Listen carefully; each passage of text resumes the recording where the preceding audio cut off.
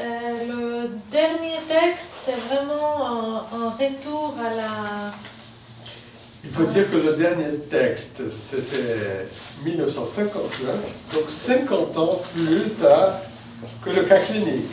Il s'appelle « Considérations actuelles sur la schizophrénie ».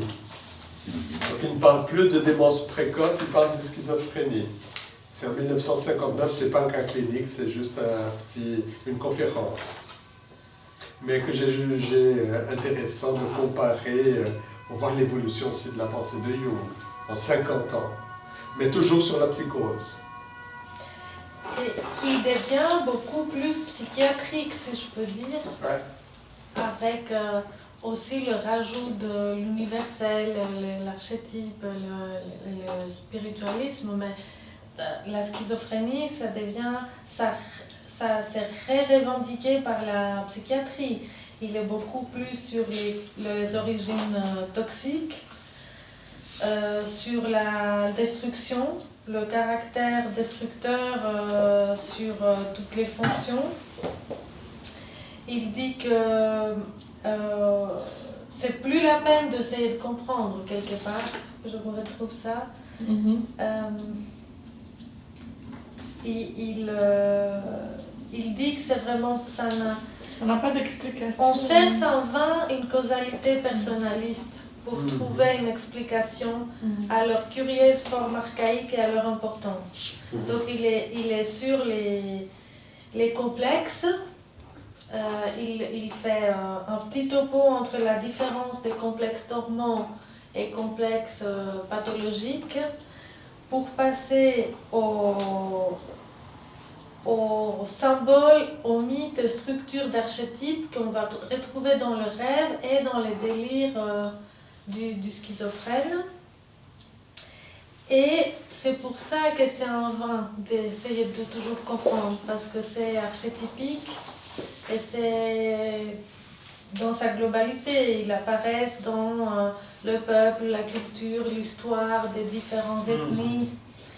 Là, on est dans l'inconscient collectif. Oui. Donc, il faut plutôt admettre qu'il s'agit là d'un type de contenu de l'inconscient universellement présent qui en représente la strate collective profonde. Donc, l'inconscient égale représentation. Oui. Si vous avez 5 minutes, j'aimerais peut-être dire 2 mots sur ce texte. Que j'ai pris quelques notes là.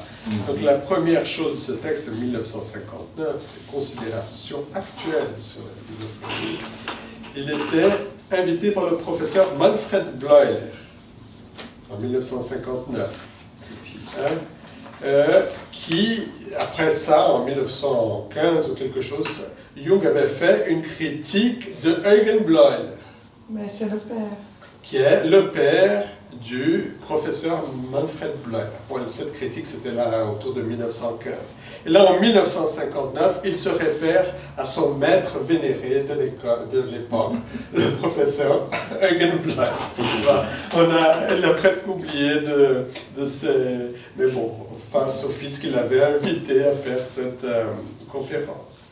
Là, il garde la binarité névrose-psychose, qui est du début du siècle, presque sans perspective continuiste entre névrose et psychose. Et il continue de ses observations très phénoménologiques sur le langage et la pensée, et il reste relativement fidèle à son texte de 1907, ses observations. Il a remplacé démence précoce par une schizophrénie, et là, il parle d'étiologie. Voilà. Il relativise la psychogénèse, qui pourtant a donné le titre du livre Psychogénèse des maladies mentales. Ici, il relativise. Il affirme que la schizophrénie ne peut pas être expliquée uniquement par les mécanismes psychologiques. Là, on voit déjà la différence. Conclut une cause physiologique déclenchée par une intensité émotionnelle. Donc la psychogénèse, elle vient plus comme déclencheur que comme étiologie. Il met 2 aspects de la schizophrénie, biochimie et psychologique.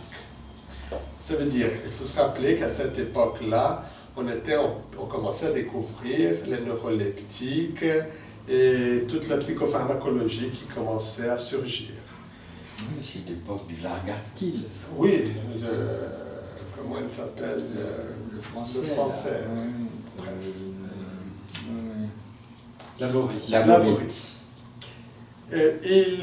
Il touche un mot sur le traitement, mais il ne développe pas beaucoup. Il est sceptique quant à la psychothérapie de la schizophrénie, et pourtant il s'est fait un renom en tant que psychothérapeute des psychoses. Je pense que peut-être ce qu'il dit sceptique par rapport à la psychothérapie de la schizophrénie, il veut parler de guérison de la schizophrénie par la psychothérapie. Je me demande s'il pensait à l'époque que peut-être la guérison pourrait venir des neuroleptiques. Peut-être qu'ils étaient très optimistes à l'époque par rapport à la psychopharmacologie. Il dit que la schizophrénie peut être traitée par la psychothérapie dans une mesure limitée. Il distingue l'interprétation de la névrose et des rêves qui peut être analysée du point de vue personnaliste, entre guillemets, comme tu as dit, au moyen de données biographiques. Là, finalement, l'histoire du patient elle devient importante, mais dans la névrose. Hein? On rejoint l'anamnèse psychiatrique classique et la psychanalyse freudienne. Et c'est là que ça devient chaud et intéressant, puisque là, il parle de la psychose, il a parlé de la psychothérapie personnaliste qui est possible à travers l'histoire dans la névrose, mais pas dans la psychose. Les contenus psychotiques échappent à l'explication biographique individuelle, selon lui. Étant donné son fonctionnement instinctif, c'est lui qui dit instinctif, qui ressemble au mythe. Donc il entre dans les structures d'archétypes. Et là, on est dans le Jung classique, et on touche aux limites de la psychogénèse, donc du titre du livre, en renvoyant la psychose aux archétypes. Ces contenus psychotiques de l'inconscient représentent les strates collectives anciens. Donc nous sommes là dans un Jung qui est évolutionniste et qui est apte à débattre un peu avec le structuralisme de l'époque, puisque c'était l'époque du structuralisme aussi, n'est-ce pas? Puisqu'il renvoie au collectif, même si c'est par l'intermède du phylogénétique. Il parle des formations archétypiques qui apparaissent dans les conditions de forte émotion.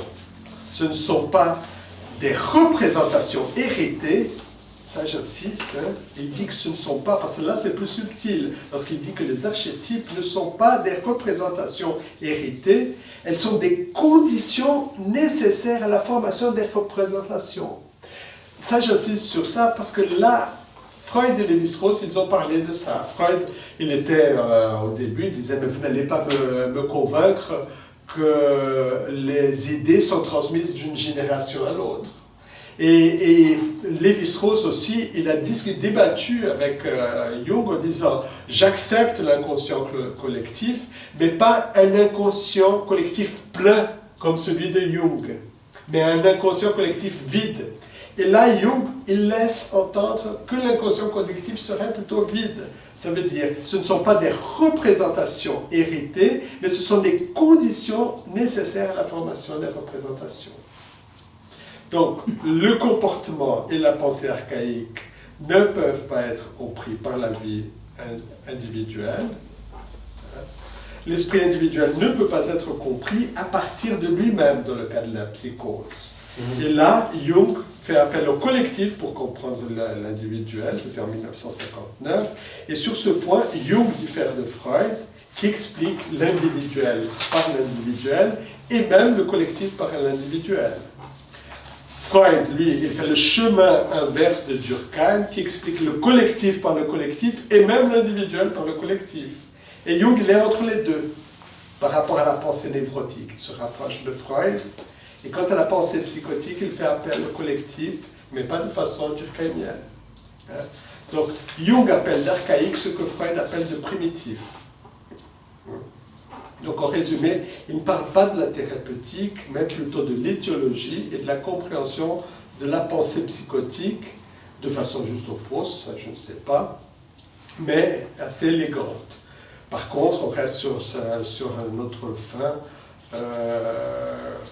quant à cette question de la thérapeutique qu'il ne développe pas.